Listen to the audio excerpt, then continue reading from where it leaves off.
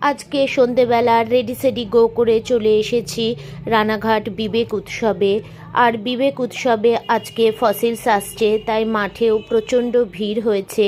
আর সমস্ত মাঠটাই খুব সুন্দর করে সাজিয়েছে, সেটাও তোমাদের সঙ্গে একটু শেয়ার করে দিলাম। তো মাঠে এসে প্রথমে একটু চারপাশটা ঘুরে ঘুরে দেখে তারপর চলে এলাম এই বাম্বো চিকেনের স্টলে।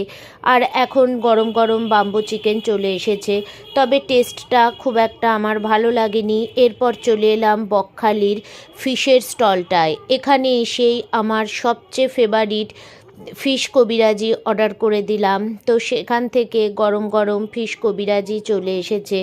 তো এই ফিশ কবিরাজিটা খেয়ে তারপর সোজা চলে এলাম ফসিলসের প্রোগ্রাম দেখতে। চারিদিক দেখেই বুঝতে পারছো একদম ভিড়ে ঠাসা। তবে আমার কোনো দিনই ফসিলসের প্রোগ্রাম খুব একটা ভালো লাগে না। এবার চলে যাব বাড়ি।